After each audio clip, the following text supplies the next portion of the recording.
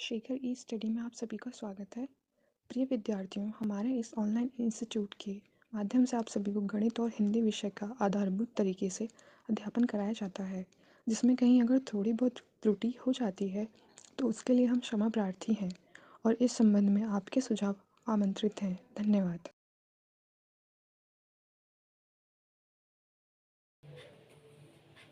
Hello दोस्तों, मैं शेखर स्वागत करता हूं आपका अपने YouTube channel Shekhar study part पर। दोस्तों, सामान्य हिंदी की कक्षाएं आपकी चल रही थी, लगभग 19-20 पार्ट तक आपकी आ चुके थे, ठीक है, जिसमें हमने हिंदी की विस्तृत चर्चाएं आरंभ की थी जो आपकी परीक्षा के दृष्टि से महत्वपूर्ण है। देखिए, एक चीज मैं आपको फिर कन्फर्म कर देता हूँ, किसी भी राज्य की ऐसी परीक्षाएं जिसमें सामान्य हिंदी पूछी जाती है, उन सभी परीक्षाओं के लिए यह बहुत महत्वपूर्ण कक्षाएं होंगी। आप विस्तृत पढ़ते चलिए, हर एक क्वेश्चन को आपको यहीं से देखने को मिलेंगे, ठीक है। आप पूरी थियरी को आप पढ़िए, मतलब जैसे जिस तरीके से पार्ट आपको बताए जा रहे हैं आप उनको क्रम वाइज करके पढ़ते चलिए, ठीक है। 20 से पढ़ेंगे तो जाहिर सी बात है समझ में कम आएगा, ठीक है। तो आरंभ से करके एक पार्ट वाइज पढ़ते जाएंगे, क्योंकि हर एक की कड़ियां आपस में जुड़ी हुई हैं, ठीक है। हमने भाषा से लेके हिंदी के विकास से लेके बोलियां लिपियों से चर्चा करते हुए वर्णमाला तक हम पहुंच गए हैं। वर्णमाला में हमने स्वरों की बात की है, ठीक है। देखिएगा, आपको एक चीज और स्पष्ट कर दूं कि वर्णमाला में अभी हम स्वर, व्यंजन और अयोगवा इन सबसे परिचित हो रहे हैं, ठीक है। अभी मैं उच्चारण स्थान की बात नहीं किया हूं, पहले मैं सबका परिचय करा दूं, फिर आपको उच्चारण स्थान के बारे में बताऊंगा, तब बेहतर समझ में आएगा, ठीक है। इसके जस्ट पीछे वाले पार्ट में हमने स्वरों की चर्चा की थी।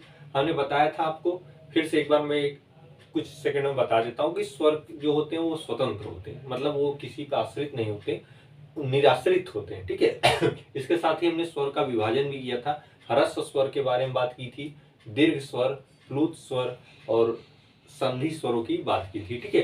तो अगर आपने नहीं देखा है तो वो पार्ट अवश्य देख लीजिएगा। ह्रस्व स्वर की हमने बात की थी जिनके उच्चारण में कम अल्प समय लगता है, जैसे अ, ई, उ, ऋषि, ठीक है, 4 बताए थे। दीर्घ स्वर की बात की थी, आ, बड़ी, बड़ा ऊ, ठीक है, 3 हो गए दीर्घ स्वर में। फिर हमने आपको संयुक्त स्वर की बात की थी, ए, ऐ, ओ, औ, 4 उसमें बताए थे। फिर प्लुत स्वर हमने कहा था कि जो नाटकों के संवाद होते हैं, जैसे राम, कहाँ, इस तरीके से आप लोकल भाषाओं में भी इन शब्दों का प्रयोग करते हैं, उन्हें प्लुत स्वर कहते हैं, ठीक है।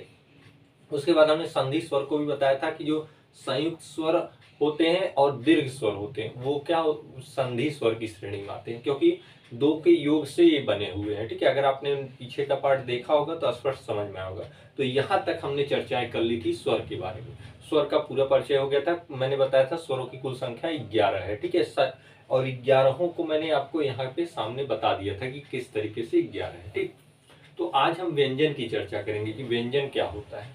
स्वर आपने देख लिया, हमने बताया स्वर स्वतंत्र होते हैं। तो व्यंजन की जब बात आती है तो व्यंजन जो होता है यह स्वतंत्र नहीं होता, यह स्वरों पर आधारित होता है। जिस तरीके से स्वर अपने आप में स्वतंत्र होता है, उसी तरीके से इसके विपरीत व्यंजन जो होता है, व्यंजन ये स्वतंत्र नहीं होता, ये स्वरों की सहायता से बोला जाता है या लिखा जाता है, ठीक है।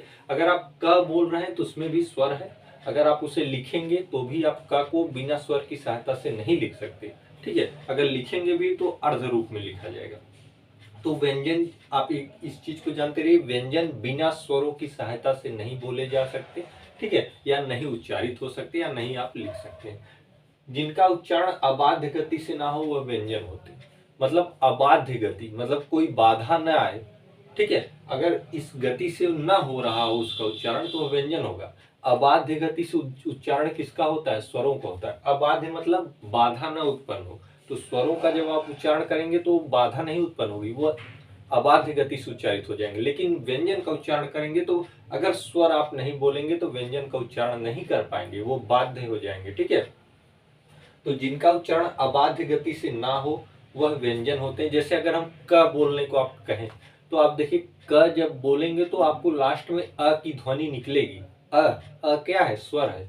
अगर हम कहें कि आप अ को न बोलिए तो क्या आप क बोल पाएंगे? नहीं बोल पाएंगे। चाहे आप क बोले, चाहे ख बोले, चाहे ग बोले, चाहे च छ कुछ भी बोले, स्वरों को छोड़कर, जो 11 स्वर मैंने बताया है उनको छोड़कर आप कोई भी वर्ण आप बोलेंगे, बिना स्वर की सहायता से आप नहीं बोल पाएंगे, ठीक है। तो जिनके उच्चारण अबाध्य गति से ना होता है वो क्या होते हैं? व्यंजन होते हैं। इनका निर्माण स्वरों के योग से हुआ, मैंने आपको अभी भी बताया। जैसे मैं आपको उदाहरण देता हूं, जैसे एक है च, ठीक है। अब च, चूंकि देखिए हमने अक्षर वर्ण भी आपको बता रखे हैं, लेकिन चूंकि बोलचाल की भाषा में इन्हें वर्ण ही कहा जाता है, तो च को क्या है, यह व्यंजन में आता है, क्योंकि मैंने स्वरों को आपको परिचय करा दिया है। उसके अलावा जितने भी वर्ण आप जानेंगे सब व्यंजन में आएंगे, ठीक है। अ आ ई उ ऋषि ए आई ओ औ, ये सब क्या है, स्वर है। कुल संख्या कितनी होती है, 11। इसके अतिरिक्त जो भी आप देखेंगे वो व्यंजन में आएंगे। बाकी मैं अभी आपको अयोगवाह भी बताऊंगा, ठीक है। तो च क्या है, व्यंजन है। जाहिर सी बात है, स्वर में ये बताया नहीं गया ना, स्वर ये होता है तो व्यंजन है। देखिए अब देखिए इसको कैसे, जिसका उच्चारण अबाध गति से ना हो व्यंजन होता है। देखिए अगर च में हम अ को, स्वर को अलग कर दें, अ क्या है, अस्वर होता है। अगर हम अ को अलग कर देंगे तो आप च का उच्चारण नहीं कर सकते, ठीक है। क्योंकि अब च में क्या हो गया, अर्ध रूप में आ गया, ये मूल वर्ण के रूप में हो गया च। जब तक इसमें स्वर जुड़ा था तब आप इसे बोल पा रहे थे च, ठीक है। लेकिन जैसे ही अ हट गया, अ जब स्वर हट जाता है तो आप च को शुद्ध रूप से नहीं उच्चारित कर पाएंगे, क्योंकि च अर्थ रूप में हो गया, या मूल वर्ण आ गया, ठीक है। तो इनका निर्माण किसकी सहायता से हुआ है, स्वरों के योग से हुआ है। कौन सा स्वर आया है, अ। तब अर्ध च में आप अ जोड़ेंगे तब आप पूरा च बोल पाएंगे, च, ठीक है। किसी भी वर्ण को ले लीजिए, न, ठीक है। अब न क्या है, व्यंजन है, लेकिन इसमें भी स्वर है। जब हलंत लगा के अ को अलग कर देंगे, देखिए स्वर आ गया, ठीक है। अब यही ना होता तो ये आ हो जाता। बिना स्वर की सहायता से नहीं लिखा जा सकता, ये व्यंजन है, ठीक है। ये आप जानते रहिएगा। तो व्यंजन का ये एक परिचय था, ठीक है। अब हम देखते हैं व्यंजन का वर्गीकरण किस रूप में है और कौन कौन सी चीजें आपको व्यंजन में पढ़नी है, ठीक है। व्यंजन के वर्गीकरण के आधार पे हम आगे व्यंजन के भागों को पढ़ेंगे। तो व्यंजन का आपने परिचय जान लिया कि व्यंजन होता क्या है, ठीक है। और मैंने यहाँ पे आपको उदाहरण के थ्रू बता दिया। देखिए कहीं कहीं देखिए अगर शब्दों में आप समझा पाएंगे, जैसे अगर एक शब्द ये लिखा है पप्पू, ठीक है, चर्चित नाम है। अगर आप इसे इस तरीके से लिखते हैं तो है, तो ये अर्धरूप है, क्योंकि अगर ये हलंत वाला अगर बनेगा तो इस तरीके से ये शब्द बना देगा, लेकिन इस तरीके से आप लिखेंगे तो ये गलत माना जाता है, ठीक है। लेखन का जो नियम होता है, इस आधार पर अगर आप पप्पू को इस तरीके से लिखेंगे तो गलत माना जाएगा। लेकिन अगर आप इसे ओपन करेंगे तो ऐसे ही आएगा, क्योंकि ये मूल वर्ण है, ये अर्ध रूप में है, क्योंकि हलंत लगा हुआ है नीचे, ठीक है। तो आएगा इस, लेकिन कभी आप इस तरीके से शब्दों को न लिखिएगा। गलत क्यों होता है, क्योंकि जब भी आप लिखेंगे तो ये मात्रा जो है ये हट जाएगी। ये अर्ध रूप में मात्रा नहीं लिखी जाती, अर्ध रूप में मात्रा कभी नहीं लिखी जाती, इसलिए यह शब्द गलत माना जाएगा। ये आपको स्पेशली बता दे रहा हूं, जहां आप लेखन करेंगे इस तरीके से आप कोई चीज नहीं लिखेंगे जिस तरीके में इस तरीके की मात्रा है।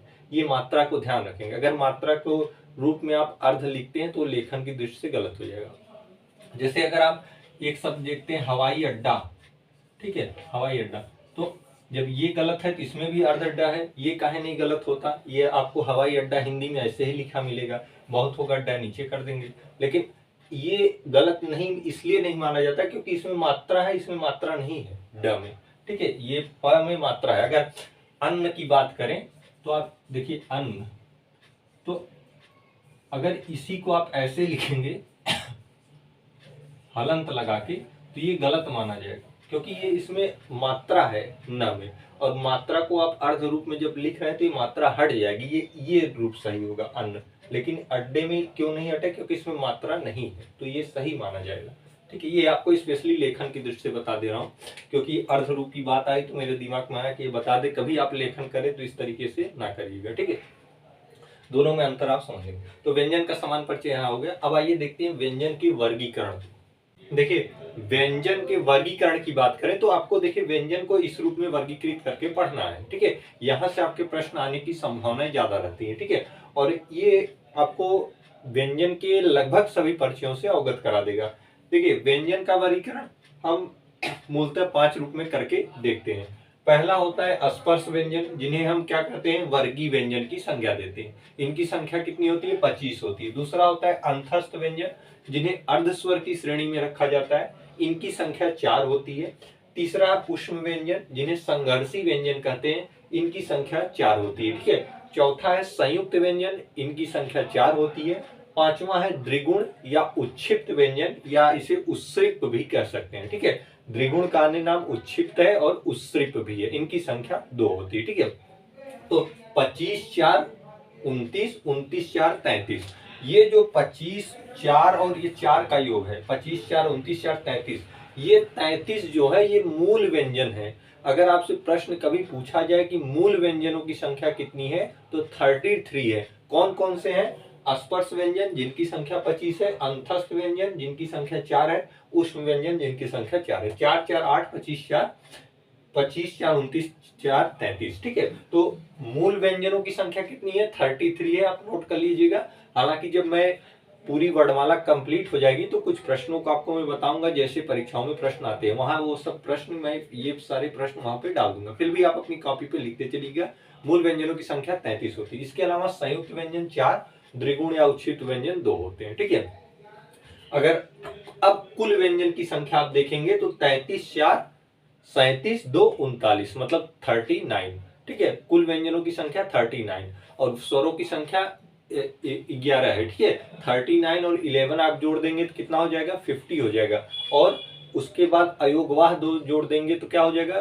52 52। तो वर्णमाला में कुल संख्या अगर वर्णों की पूछ दे तो 52 होती है। ठीक है, ये सारी चीजें आपको आगे बताई जाएंगी, मैं आपको कड़ियां जोड़ के बता रहा हूं।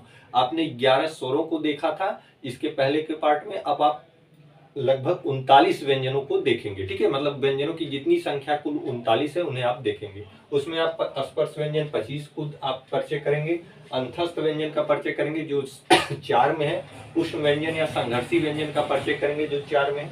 इस तरीके से आगे संयुक्त और द्विगुण का आप परिचय करेंगे। ठीक है, अब एक एक को आपको देखना है कि स्पर्श व्यंजन या वर्गीय व्यंजन क्या होते हैं। इसी तरीके से हम द्विगुण उच्छिष्ट तक चलेंगे, एक एक का परिचय जानेंगे। ध्यान दीजिएगा, मैं उच्चारण स्थान ये सारे परिचय समाप्त होने के बाद कराऊंगा। ठीक है, स्वरों का उच्चारण, व्यंजनों का उच्चारण, जिस तरीके से उच्चारण स्थान होता है या जहां से प्रश्न बनते हैं वो सारी चीजें आपको कराई जाएंगी। ठीक है, आइए पहला देखते हैं स्पर्श व्यंजन, जिसे वर्गीय व्यंजन कहते हैं, जिनकी संख्या 25। देखिए, पहला वर्गीकरण में है स्पर्श व्यंजन, जिन्हें आप वर्गीय व्यंजन की संज्ञा देते हैं। ठीक है, स्पर्श व्यंजन या वर्गीय व्यंजन क्या होते हैं?